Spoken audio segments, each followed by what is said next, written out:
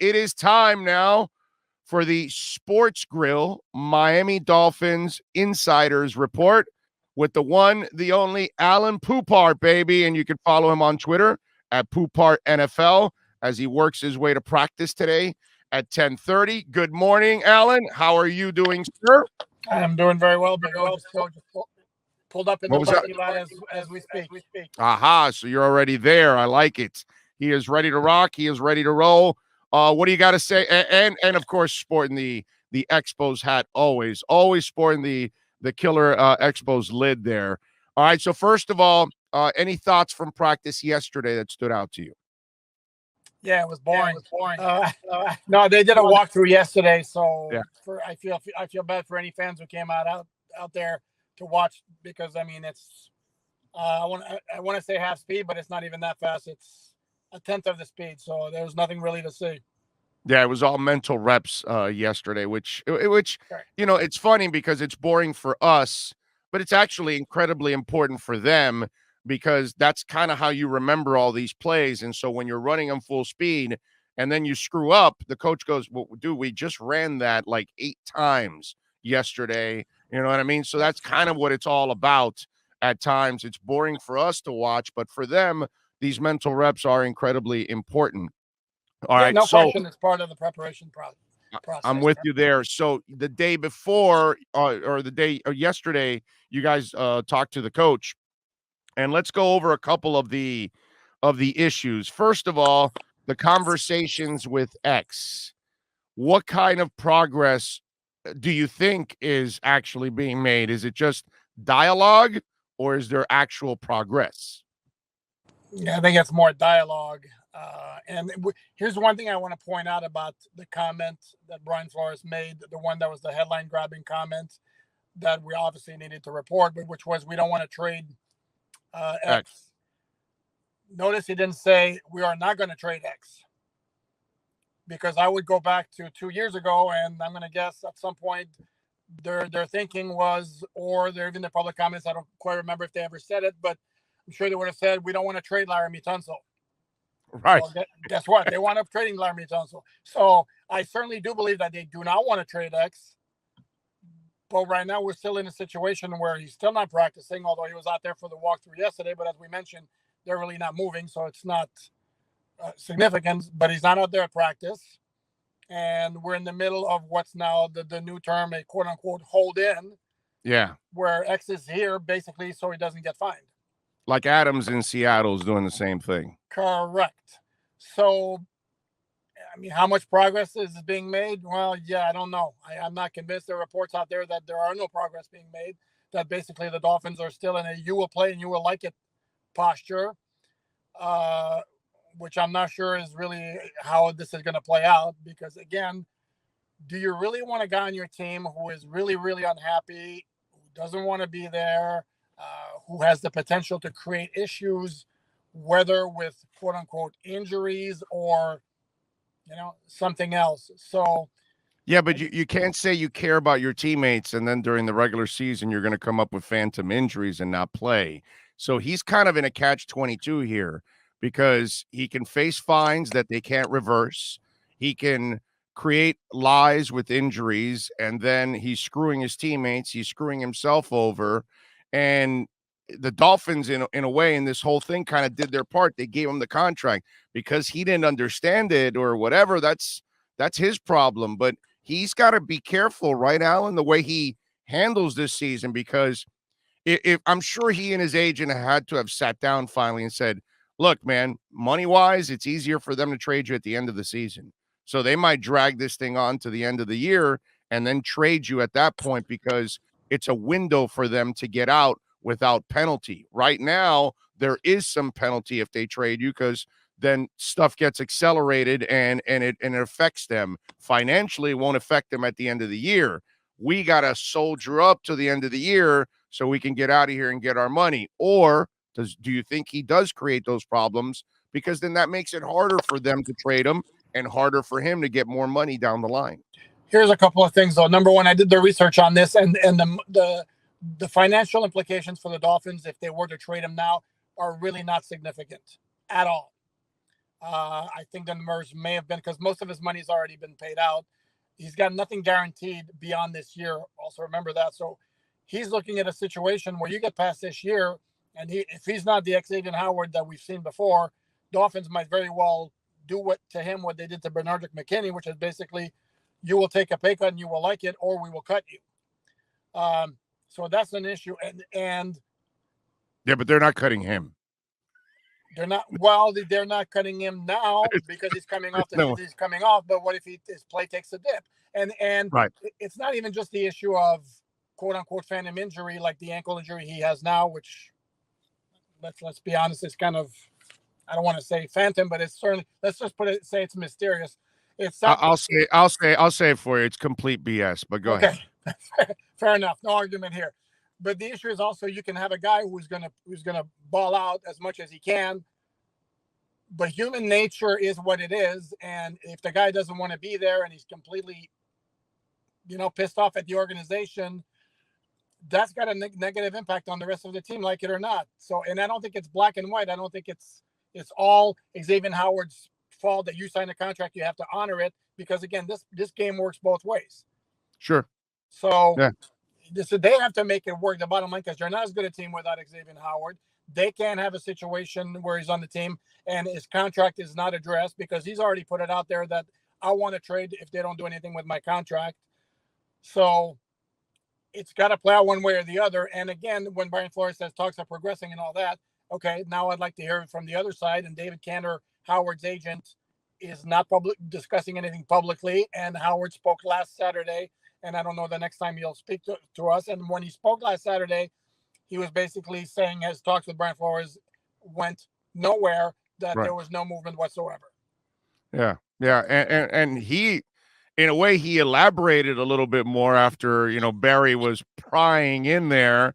And so that was, by the way, that was really a funny line on Coach's part. In a tense situation, at least he has a little bit of a sense of humor, which is actually pretty cool on his part. But it's kind of strange how one side is saying that they're trying to do something and then the other isn't.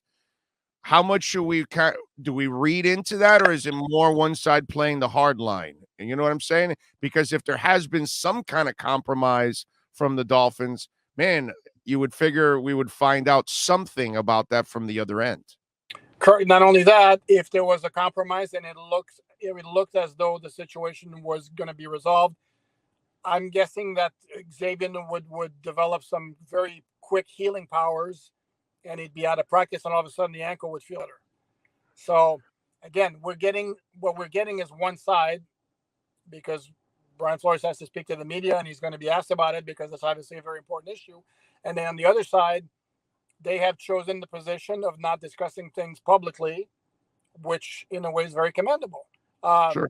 Having said that, again, I'd love to sit down with David Cantor and say, okay, are there progress being made, or is there a resolution in sight other than you will play on your salary and you will like it?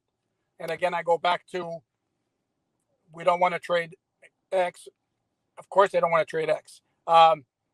It's also possible that right now they just haven't gotten an offer that would make them want to trade X, and that maybe we'll get to that point if a team develops a cornerback need or realizes that maybe they're a cornerback away from maybe having a special season. Yeah, that's going to be interesting. Let's see how this whole thing ends up developing. ALAiN POUPART joining us for our Sports Grill Miami Dolphins Insider Report. He joins us twice a week. He'll be back next Tuesday for his next report. All right, ALAiN, when we look at the O-line, that's the one area that I have, my concerns because they're so young. I think they could figure it out eventually, but I think it's going to take some time because when you've got that many young people that you're trying to get involved in the offensive line, and you've been around football as long as I have and covering this thing, offensive lines take a while to gel. So what are you seeing right now? What are you comfortable with right now so far? And I know you've only seen pads for 2 days, so you really can't get a great feel for it. So maybe it's a little bit of a stretch to ask you even that question now. Probably better off in another week or two when we've got some more practices in. But talk to us a little bit about your concerns in the offensive line, and maybe are there any comforts for you right now in the offensive line?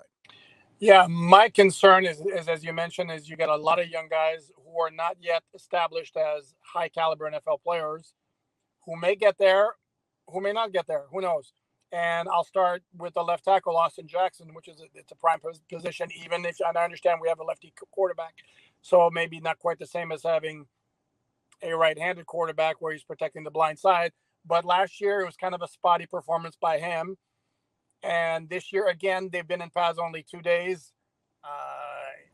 I'm not seeing anything that suggests to me that he's ready to make a big leap. I'm not seeing anything, again, prefacing this again by saying it's only 2 practices in pad. I'm not seeing anything that suggests that Liam Eichenberg is going to make a major impact and be a high-end offensive lineman as a rookie. I like Jesse Davis as a right tackle. I think he's solid, except that he told us yesterday about knee swelling management issues he's having, which is why they're holding him out at the end of practices here and there. Well, I'm sorry, but that's kind of concerning when you have a guy who right now figures to play a prominent role, probably start. And again, knee swelling management. Sounds to me like a guy needs a cleanup and is trying to put it off. Yep. Or it speaks to a maybe even a larger issue. Yeah, correct. So that's problematic as well. At center, I like Michael Dieter coming out of Wisconsin, but as a rookie guard, it wasn't great. Now he's 2 years beyond that point. Now they got him at center. What's a realistic expectation for him if he winds up being the starting center, which certainly appears to be the way awesome. right now? That would be amazing if he ends up as your starting center instead of the guard. But again, what kind of realistic expectations do we have for him at center? So that leaves me with one guy who, based on what I saw last year, based on what I'm seeing so far in training camp, who I'm really high on, and that's Rob Hunt. But that's one guy out of 5. So I would say right now, if you're a Dolphin fan and you're concerned about the offensive line, you have every right to be. Yeah, that's the one unit that obviously, in order for Tua to do his job, in order for the receivers to get the ball, in order for the tight ends to catch, in order for the running backs to be effective, it starts with the 5 hogs up front. You know what I mean? And it's not only is it new guys, it's new offensive line coach, all these kind of things that are kind of having to come together. So maybe that's the unit that we're asking and the position we're asking to make the biggest strides over the next month before you start the regular season, man. Oh, no question. I mean, it's but right now it's the biggest question mark on the team. And as you said, we can talk about Tua all we want and how much better he's looking this summer than he did last summer. Well, if he's going to have guys on him very quickly, number one, he doesn't have necessarily great speed to get outside. And then number 2, he's a fairly short quarterback who needs a clean pocket to be able to find receivers downfield. So there are major issues for this offense if the line doesn't perform. ALAiN POUPART joining us. Remember, folks, you can follow him on Twitter at POUPART NFL. Catch his work there at Sports Illustrated. And, of course, you can catch him here twice a week with the Sports Grill Miami Dolphins Insider Report. All right, let's go with Noah now. How concerned are you with Noah so far? Because obviously he struggled. It's still early. I'm not ready to completely give up on the kid or anything like that. It's silly to give up on him right now, but he's got a learning curve, dude. And part of this is he's only been in this position for a couple of years. So it's almost like he has to develop the instincts of a cornerback, you know? And the other day when I heard Tua say, you know, I've been playing quarterback since I can remember, that kind of reminded me of Noah, who cannot say the same thing. So the challenge of not developing as a player, but also developing as a player instinctually too. Those challenges. Talk a little bit about that. Yeah, we were talking about that yesterday, actually. That you're looking at a guy. The big issue with Noah, again, as you mentioned, is the instincts aren't there because he started out at Auburn as a wide receiver before they switched him over. And he's got really an intriguing skill set for the position, but he's raw. And he was raw last year. And again, I'm looking for signs. You mentioned it's very early yet, but I'm looking for signs that there's a change, that there's a reason to hope for a big jump. And I'm not seeing him. I'm going to be very honest with you. I'm not seeing him. I'll tell you this. They have a an unknown defensive back cornerback that they signed it to a quote unquote futures contract early in January. Those are guys who usually are practice squad fodder. Well, this guy's out playing Noah like crazy. His name's Terrell Bonds, who might end up making the back of the roster. But I'm just illustrating the point that he's getting outplayed by guys who should be practice squad players or end of the roster players. And that's highly problematic given where the Dolphins drafted him at a time, especially when they had such a need for a running back and they had their pick of any of the 6 who wound up being taken in the first 2 rounds and instead went for Igbinoghene based on his ceiling and his long-term potential. The question is, okay, well, when does he get to that potential? Because right now, from what I'm seeing, if the X situation ends up badly, I don't see how you can have Igbinoghene as the starter opposite Byron Jones. I think you'd have to go with Nick Needham or even put Jason McCourty back at cornerback, even though I think the preference would be for him to play at free safety. So there's still a long way to go with Igbinoghene, and that's a little bit of a problem right now. So that kid you're talking about, and how about the Syracuse kid? Are those kind of the under the radar guys that are kind of making a little bit of an impact right now? I mean, we might as well talk about some of the other guys because they may end up playing a little bit more. Who give me those guys now? Trill Williams, I think is the kid's name, right? Yep, something Trill like Williams. Yeah, and there's something there. From what I've observed, and mind you, I've seen every practice and training camp. I haven't seen Bonds getting beaten badly. I've seen Williams a couple of times. I've seen Williams made a couple of nice plays on the ball as well, and he looks the part. Also, he's like tall. Wears 51, which is kind of weird for a cornerback, but that's beside the point.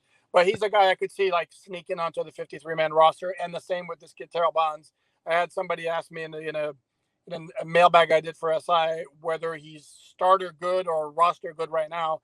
And I would say, well, most of his reps have been against second team and third team. So I would pump the brakes a little bit as far as what his ceiling is. But if this guy winds up on the 53-man roster, something I never thought I would have said when he signed right now would tell you, yeah, I could see that happening. Yeah. And I think next week, once they start the practices with the Bears, those are going to be the telling practices there. I think those are the best things. I love that Flo did that twice now this offseason, that he's going to practice against 2 teams, because when I was a beat guy, those were my favorite practices to cover because you got the most information about your team during those couple of days because you were in game-like situations. The competitor and the player comes out because they're playing against somebody that's not their teammate. It's a whole different ball game. So I think we're going to start to get a better feel for this team, I think, next week. Oh, no question. And I would tell you that joint practices are probably a better gauge for where your team is than preseason games. Hell yeah. Yep. There's no doubt about that. The only thing I don't like is that they cut it down one day. They used to do it for 3 days. Now they only do it for 2. Mm-hmm. You notice that? Yep. Because I know that when I was on the beat and they did it against the Chargers and they did it against the Bucks and Houston and Tennessee, I covered a whole bunch of those. It was usually 3 days, and to this day I still remember them doing it against the Bucks and Jimmy Johnson, and so they came to Miami for that one because there was one in Tampa that we did in Disney. That I remember somebody, the former linebacker slammed Thurman Thomas to the ground. Do you remember that? And then that started a fight. But anyway, I one of my funniest memories ever of all of that was they would put these big ass cushions right in the middle of the field to cover the camera guy because that truck, you ran into the wheels and the steel of that truck, you were done, dude. So they put these big ass, cushions, right? And the fans are sitting in the stands, and Warren Sapp goes and leans in the middle of that cushion, lowers his pants, and takes a leak. Okay, in the middle of the field, right? Now the fans can't see it because he's in between the cushions. We can see it because the angle we're looking at it between the cushions, and we're all like, luckily there were no phone cameras in those days. Right. So nobody's taking any pictures of it because if not, I'm sure somebody would have taken, because it was all from behind anyways. You can't see it. So he kneels down, he takes a leak, And then he stands up and he's like tightening up his pants, and he walks, towards us, towards the field. And that's when Jimmy's walking out of the locker room. And right away they shake hands and we start laughing because he has no idea what Sapp was doing like 60 seconds ago. That's So fine. No, my memory of a recent joint practices was 2015 in Spartanburg, South Carolina, when they're practicing with the Panthers. And they have two fields. And on one day, Kelvin Benjamin tears an ACL for the Panthers. And on the next day, Louis Delmas tears an ACL for the Dolphins. And we're on the wrong field. So we see him go down, and all of us Dolphin writers start jogging across the field to go see what's going on. And there's some Carolina players on stationary bikes behind the end zone, and they're giving us a hard time, and they're like insulting us for running to see why a player's injured, telling us we need to give the man his respect. And we're looking at them like, dude, that's our job. That's our job. We're supposed to report what's going on. That's our job. Sorry about that. Right, exactly. It's like, it's not something cold and callous. It's just your job, dude. What are you going to do? You don't wish the injury. You just got to, unfortunately, cover the injury, man. You know what I mean? It is what it is, but I am looking forward to it. Anything else you want to, let's end it on a positive note. You got anything positive that you really like that you've seen so far in the first couple of days of padded practice? Bernard McKinney. Oh, thumper. Man. Yeah, I first saw him when they first started training camp, and this was no pads and all that. And I'm like, that dude is big.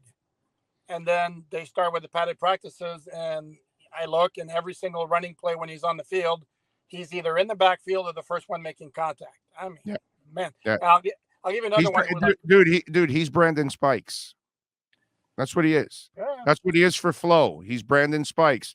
He's the 2-down linebacker. It's going to be a thumper, short yardage. He's going to knock the hell out of people. That's what they brought. That's why they limited his salary, because they know he's not a pass rusher, and he's not a guy that can cover in space either.